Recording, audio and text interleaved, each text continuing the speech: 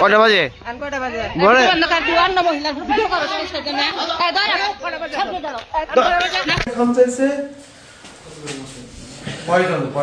আর তাও 10-15 জন মিলে। কে কে বলো? কেন বলবো আপনাকে? আমি ফজরের নামাজ পড়ছি, ওইরা আমাকে এলাকার 5-7 জন ফোন দিছে, ভাই আপনি সংবাদ কর্মী, আপনি কি এলাকায় আছেন কিনা? আমি বলছি হ্যাঁ আমি তো এলাকায় আছি, কি হয়েছে? ওই যে বিএনপির আহ্বায়ক মখলিসুর রহমান আমাদের খাজা ঘাট পার হয়ে আমাদের এই জায়গায় আসবেন। কিসের জন্য আসবেন? যে একটা সমাবেশ করবেন, খিচুড়ি খাওয়াবেন, গরু জবাই করছে তো খিচুড়ি খাওয়াবেন। কারণ যে এটা তো কয়টার প্রোগ্রাম, কয় যে এটা 7টার পরে। পরে আমি বললাম 7টার পরে প্রোগ্রাম, তো এটা তো আচরণবিধি লঙ্ঘন। তো আমি সেজন্য আমাকে বারবার ফোন দেওয়ার কারণে আমি ওই ঘটনাস্থলে যাই সংবাদ সংগ্রহের জন্য। পরে দেখি অনেক মহিলা পুরুষ নিয়ে সবাই হাজির হয়ে যাবে, অনেকেই আছে।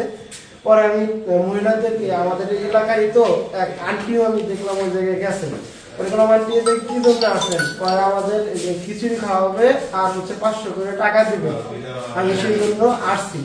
তো বললাম যে এটা কি ঠিক আশা? আমি এটা বললাম কেন, আমার ফোন, তারপরে হচ্ছে যে আমার কাছে মানি ব্যাগ যা কিছু আছে আমার কাছে সবকিছু নিয়ে ফোন টোন নিয়ে গেছে। আমি বারবার বলছি আমি সংবাদ কর্মী, তোকে আসতে বলছে কেরা, তুই আসার কে, আর তোকে এ জায়গায় অনুমতি দিছে কে?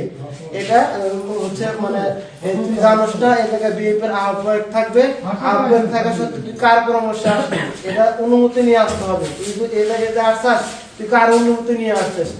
পরে আমার ফোনটা নিয়ে আমাকে ওই থেকে বের করে দিয়েছে। পরে বিএনপির আহ্বায়ক এসে আমাকে হুমকি দিছে, হুমকি দিয়ে বলতেছে যে তুই কে, তোকে আমি দেখে নিব, তাড়াতাড়ি তোকে দেখে নিব, তোর সাংবাদিকতা চোদাবো, তুই কিসের সাংবাদিক, আমি তোকে এটা দেখে নিব।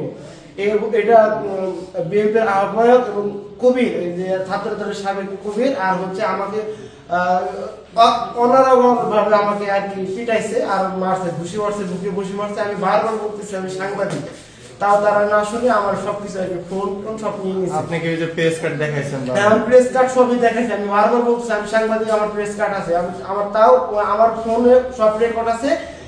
ওদের কাছে ফোন ওরা সব নিয়ে নিছে, তারা সব আমাকে 10-15 জন আমাকে ঘুষাইছে আর আমাকে বের করে দিছে।